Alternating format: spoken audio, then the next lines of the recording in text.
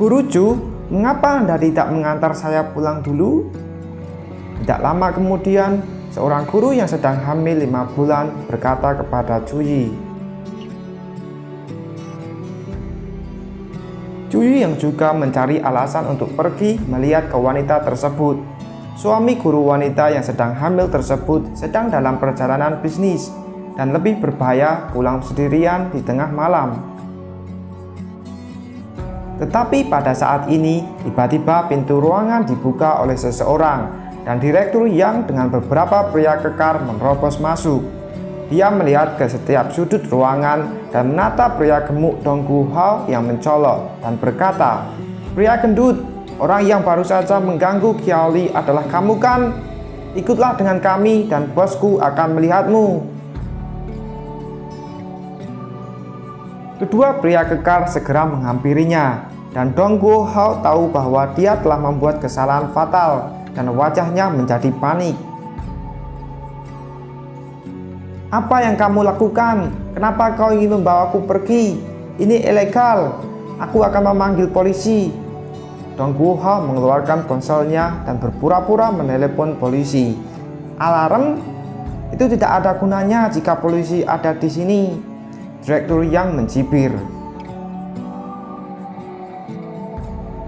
Guru-guru lainnya tidak berani berbicara. Lagi pula mereka tahu bahwa tidak mudah berurusan dengan hal ini. "Tuan Yang, apa-apaan ini?"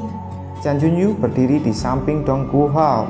Dia sadar bahwa dia memiliki beberapa wajah dan Tuan Yang ini sedikit mengenalnya. Kalau tidak, dia tidak akan datang untuk bersulang sekarang. "Jian Junyu, jangan bilang aku tidak memberimu wajah. Temanmu baru saja melecehkan wanita Bos Hong." Direktur Yang tampak muram. "Aku hanya menyentuhnya dan tidak tahu bahwa dia adalah wanita bosmu." Dong Gu Hao menggelengkan kepalanya. "Tuan Yang, Anda lihat bahwa teman saya tidak mengetahuinya. Ini hanyalah kesalahpahaman." Jian Junyu ingin meletakkan tangannya di bahu Direktur Yang, tetapi pihak lain menghindarinya dan dia sedikit malu. Orang ini tidak lain adalah Direktur KTV. Jadi bosnya merupakan seorang pemilik KTV ini. Terus terang, dia hanyalah pekerja paruh waktu. Jian Junyu di kota Jiujiang masih memiliki beberapa wajah. "Lupakan, menurutmu itu mudah? Ayo, jangan paksa kami menyeret kalian. Rudong, mari kita pergi dan melihat dulu. Anda tidak membuat kesalahan besar. Aku ingin tahu seberapa bagus manajer KTV." Jian Junyu berkata dan membawa beberapa orang. "Nona Yang, Anda berdirilah di belakang saya nanti." Chu Yi berkata kepada guru yang sedang hamil. Guru yang sedikit pemalu dan mengangguk dengan gugup. Yoru yang baru saja mendengar kalimat ini dan berkata dalam hati, "Aku tidak melihat kau berdiri untuk berbicara ketika seseorang menerobos masuk, tetapi sekarang kau akan berpura-pura menjadi pahlawan?" Chu Yi tersenyum dan tidak berniat untuk menggubrisnya. Sekelompok guru ini biasanya menghabiskan banyak waktu di sekolah dan mereka tidak tahu betapa gelapnya dunia luar, terutama di tempat-tempat seperti ini. Di dalam ruangan ada lebih dari 2 lusin orang berdiri rapi di dalam. Situasi ini menyebabkan banyak guru mengerutkan keningnya dan beberapa dari mereka sudah mulai gemetar.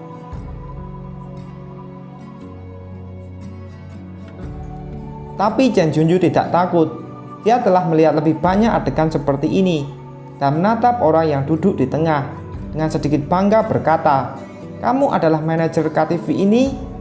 Tetapi tiba-tiba seluruh tubuhnya bergetar dan kata-katanya yang belum selesai tersangkut di tenggorokannya.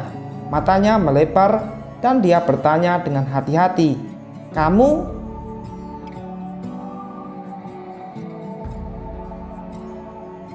Fan Hong memeluk seorang gadis muda di lengannya dan memandang sekelompok orang ini dengan penuh tatapan arogan.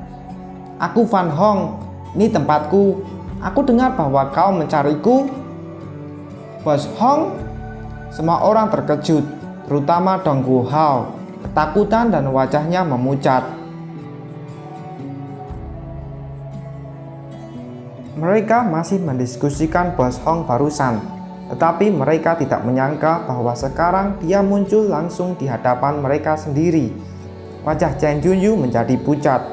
Menurut pemahamannya, Fan Hong jarang muncul di kota Jiujiang.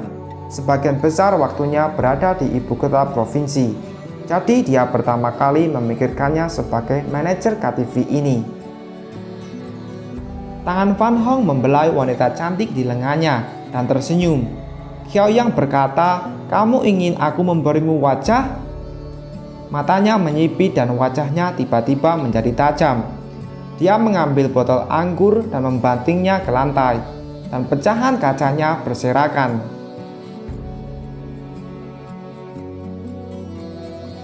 Kamu panggil Chen Huaqiang datang dan tanya apakah dia berani mempertanyakan wajah Bos Hong? Semua orang di dalam ruangan tidak berani menarik napas, dan Chen Junyu bahkan menjadi pucat.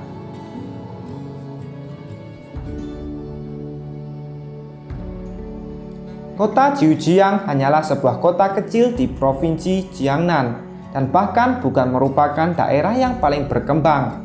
Namun, aku dengar bahwa latar belakang sebenarnya dari Bos Hong berada di ibu kota provinsi. Hotel bintang 4-nya di kota kecil tidak bisa bersaing dengan industri milik Bos Hong.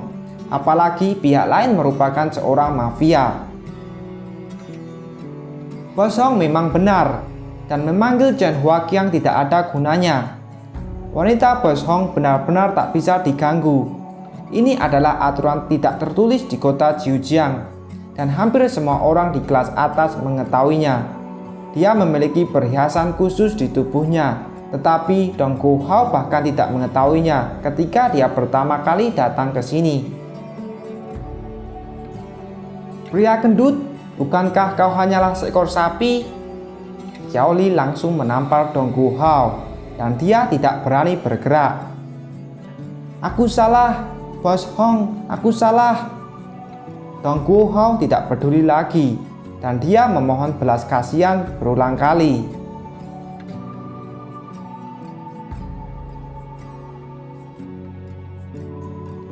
Kau mengakui kesalahanmu? Fan Hong mengangkat alisnya. Kau, jangan bilang aku tidak memberi wajah Chen Huaqiang. Jika kamu mematahkan kedua tanganmu, aku akan membiarkanmu pergi. Seluruh ruangan menjadi sunyi dan suasananya menakutkan. Hanya Bos Hong yang berbicara. Kami adalah guru. Anda tidak dapat memperlakukan kami seperti ini. Jika tidak, kami akan melaporkan perbuatan Anda ke media. Yoru berkata dengan keras, sedikit arogan. Dia merasa dengan identitas ini, kebanyakan orang tidak akan mempermalukan mereka. Lagi pula, status sosial guru di era ini cukup tinggi.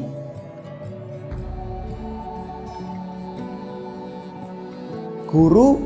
Hahaha, aku tidak menyangka kalian merupakan sekelompok guru, tapi aku tidak peduli. Fan Hong tertawa dan berkata dengan dingin.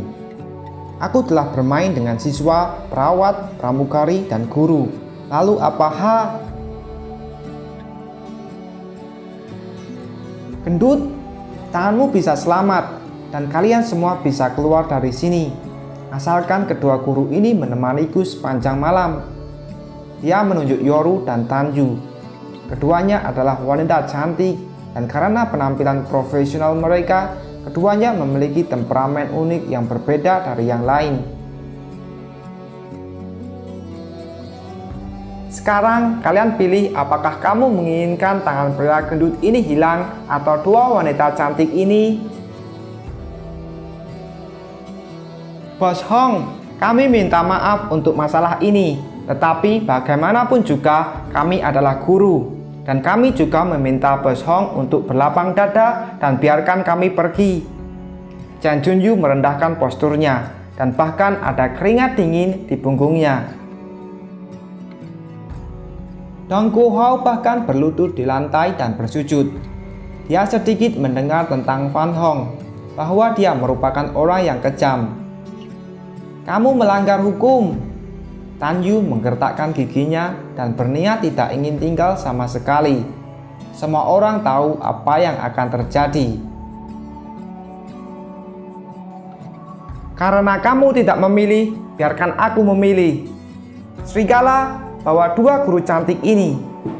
Fan Hong tersenyum dengan senyum main-main. Serigala mengenakan setelan hitam, memegang rokok, otot-otot tubuhnya menggembung. Kepalanya botak dan postur tubuhnya tegap. Beberapa guru laki-laki berdiam diri dan tidak berani bergerak.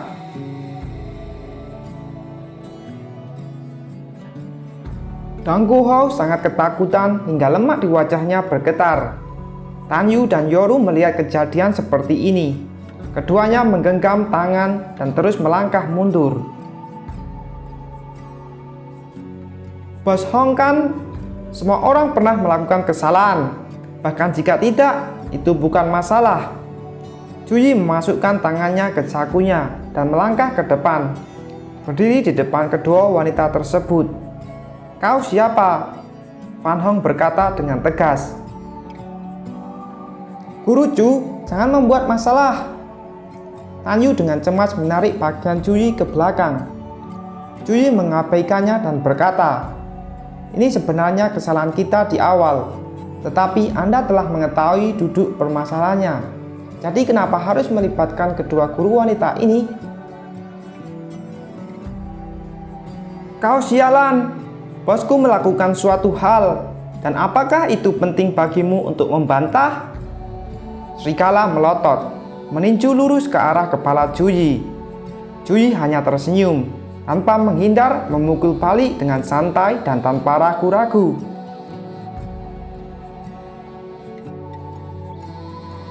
Mata semua orang terkejut seketika.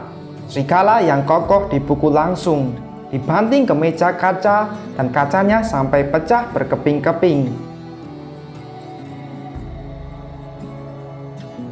"Kau menghina orang, itu tidak apa-apa, tidak masalah sama sekali. Tetapi kamu salah jika kau menghina guru." Zhu Yi meletakkan tangannya ke belakang dan menatap dengan tatapan dingin. "Master, tidak ada seorang pun yang boleh menghina ataupun merendahkannya."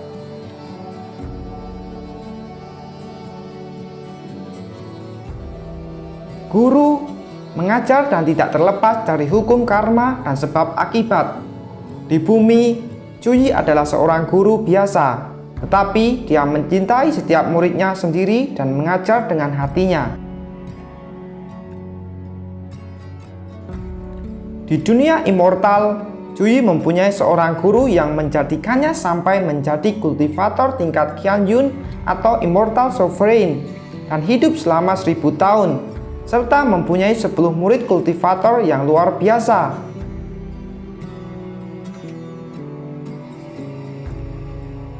Untuk menjadi seorang guru dan menjadi seorang murid, inilah pentingnya identitas guru. Setidaknya untuk Zhu Yi, hal ini sangatlah berat.